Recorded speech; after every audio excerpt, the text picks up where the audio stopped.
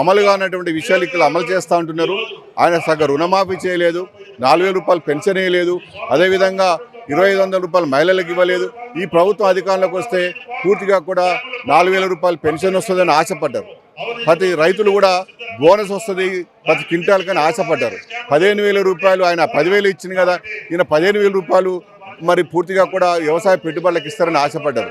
ఆయన 1,00,000 రూపాయలు రుణమాఫీ చేయలేదు సరిగాని ఈ ప్రభుత్వం అధికారంలోకి వస్తే 2,00,000 రూపాయలు రుణమాఫీ అవుతుందని, ఇండ్లు వస్తాయని, పూర్తిగా కూడా డబుల్ బెడ్రూమ్ ఇవ్వలేదు, ఈయన వస్తే ఇస్తారని ఆశపడ్డారు. కాబట్టి ఈ రకమైనటువంటి ఆశలకు గత ప్రభుత్వ హయాంలో కంటే ప్రభుత్వం మారితే, పాలకులు మారితే మా రాతలు మారుతాయి అనుకొని ఇచ్చారు. పాలకులు మారిందే తప్ప పేద ప్రజల యొక్క తలరాతలు మారలే. పాలకులు మారిన కొద్దిగా రాష్ట్రంలో చాలా మార్పులు వస్తూ ఉన్నాయి కదా. ఇప్పుడు ఈ ప్రభుత్వం వచ్చినాక మార్పు బాగా జరిగింది. ఏందా మార్పు అంటే మూసి ఉన్నటువంటి పేదల ఇళ్ళని కూలగొట్టింది. రేపొద్దున బీజేపీ వస్తే అది ఇంకా చాలా దారుణంగా ఉండబోతుంది. పాటు ఇప్పుడు 19-20 రాష్ట్రాలు, సుమారు 20 రాష్ట్రాలు అధికారంలోకి ఉన్నాయి మిత్రపక్షాలతో కలిసి. ఈరోజు ఏ రాష్ట్రంలోనైనా పేదల ఇల్లు కూల్చిందా? ఈరోజు ఉత్తరప్రదేశ్ ముఖ్యమంత్రి గారు 40 లక్షల మందికి పేదలకు ఇల్లు కట్టించింది. అక్కడ కేంద్ర ప్రభుత్వం ఇచ్చేటటువంటి ప్రధానమంత్రి యొక్క కిసాన్ సమ్మాన్ నిధితో పాటుగా అదనంగా కల్పిస్తున్నారు. అక్కడ ఇచ్చినట్టు అడ్డగోలుగా హామీలు ఇవ్వలే. రోడ్ల నిర్మాణం కానీ, అభివృద్ధి కానీ, విద్యా వైద్య రంగాలకు పెద్దపీట వేసింది. ఇలా కేంద్ర ప్రభుత్వం, నరేంద్ర మోడీ గారి ప్రభుత్వము 70 ఏళ్ళు నిన్న వాళ్ళందరికీ 5 లక్షల రూపాయల వరకు ఈరోజు ఉచితంగా ఆయుష్మాన్ భారత్ ఉచిత వైద్యం కల్పించారు. మీరు ఒక రేషన్ కార్డు ఇవ్వలేదు, ఇంకేం మాట్లాడతారండి? ఆయన 10 ఏళ్ళు ఆయన ఇవ్వలేదు, ఆ ద్వారా ఈయన ఇవ్వలేదు. వీళ్ళు ఏం మాట్లాడతారు? వీళ్ళందరూ పేదలందరూ కూడా రేషన్ కార్డు ఇవ్వాలా వద్దా? మీరు చెప్పండి, ఇవ్వాలా వద్దా? ఎందుకు ఇస్తలేదు చెప్పండి. దీనికి డబ్బులతో సమస్య. రేషన్ కార్డులు ఎందుకు ఇవ్వలేదు, ఇండ్లు ఎందుకు ఇవ్వలేదు, పెన్షన్లు ఎందుకు ఇస్తలేవు, వీళ్ళందరూ కూడా 2,500 రూపాయలు మహిళలకు ఇస్తాను ఎందుకు ఇస్తలేవు, ఇండ్లు ఎందుకు కట్టిస్తలేవు, రుణమాఫీ ఎందుకు చేయలేదు, 15,000 రూపాయలు రైతు భరోసా ఎందుకు ఇవ్వలేదు, 500 రూపాయలు బోనస్ ఎందుకు ఇస్తలేవు? ఇవన్నీ కూడా మీరు చెప్పినాయి కదా. మోసం కాదా ఇది? దగా కాదా? ఈ అన్యాయం మీరు కాదా? మీరు ఇవాళ ఏ మోకం పెట్టుకొని విజయోత్సవ సభలు నిర్వహిస్తున్నారు? మీరు ఏం చేస్తున్నారని విజయోత్సవ సభలు నిర్వహిస్తూ ఉన్నారు? ఈరోజు ఈ ప్రభుత్వానికి అన్ని వర్గాల ప్రజల యొక్క విశ్వాసాన్ని కోల్పోయిన ప్రభుత్వం కాంగ్రెస్ పార్టీ ప్రభుత్వం, రేవంత్ రెడ్డి గారి ప్రభుత్వం. ఇప్పుడు ఈ సభ ముఖ్య ఉద్దేశం ఏందన్నా, ఇప్పుడు ప్రభుత్వాన్ని ప్రశ్నించడమా లేకుంటే బీజేపీ పార్టీని పాపులారిటీ పెంచుకోవడానికి? లేదు, గత కాంగ్రెస్ ప్రభుత్వం ఎన్నికలు ఎప్పుడు ఇచ్చినటువంటి హామీలు ఇవి అమలు చేయలేదు.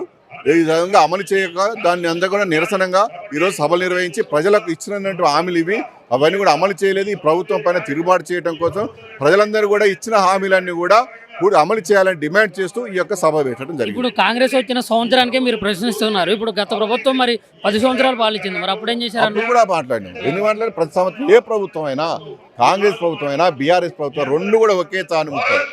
రెండు పార్టీలు కూడా గతంలో కలిసి ప్రభుత్వాలు చేసినాయి.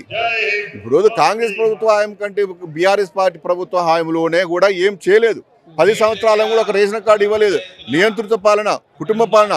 కాంగ్రెస్ బీఆర్ఎస్ రెండు కూడా కుటుంబ పాలనే, రెండు నియంత్రిత పార్టీలే, రెండు కూడా హిందువులకు వ్యతిరేకమైన పార్టీలే, మైనార్టీల ఓట్ల కోసం వాళ్లకు పూర్తిగా కూడా మెతక వైఖరి అవలంబించిన పార్టీలే. కాబట్టి కాంగ్రెస్ బీఆర్ఎస్ రెండు కూడా ఒకే తాను ముక్కలు. రెండు వీటి కూడా అధికారమే వాళ్ళ లక్ష్యము. వాళ్ళ యొక్క లక్ష్యం అధికారమే తప్ప ప్రజల యొక్క అభివృద్ధి వాళ్ళ లక్ష్యం కాదు.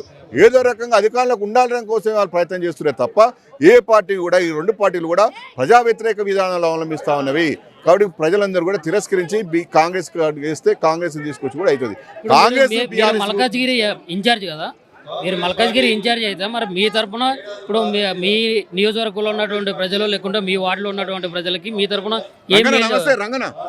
ఏం మేలు చేయకూడదు? కాంగ్రెస్ పార్టీ ఇచ్చిన హామీలన్నీ కూడా అమలు చేయాలని డిమాండ్ చేస్తున్నాము.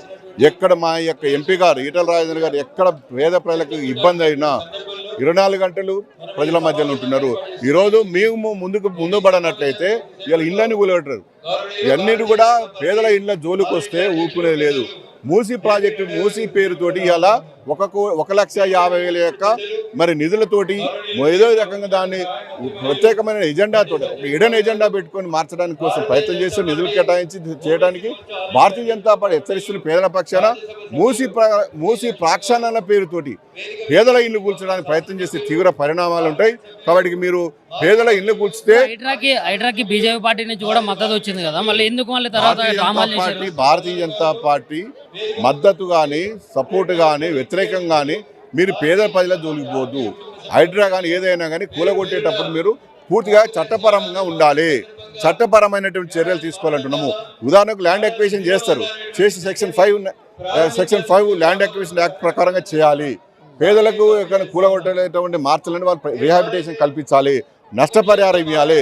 రైలు మార్గాలు కానీ రోడ్డు మార్గాలు కానీ ప్రాజెక్టు కానీ నిర్మాణం చేస్తే ఖచ్చితంగా మార్పులు చేస్తారు.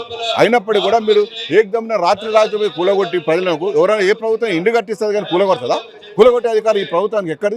ఏ రాష్ట్ర ముఖ్యమంత్రి అయినా చేసిండా? ఇలా కేరళలో చేసిండా, పశ్చిమ బెంగాల్లో చేసిండా, తమిళనాడులో చేసిండా? ఎక్కడ లేని ఈయన 1947 నుంచి ఎన్నో ప్రభుత్వాలు ఎంతో ముఖ్యమంత్రులు మారిండ్రు. ఎవరు కూడా ఇల్లు కూలగొట్టరు. లీగల్ ఇల్లీగల్ అయినా కానీ మీరు కూలగొట్టే అధికారం మీకు లేదని మేము అంటా ఉన్నాం.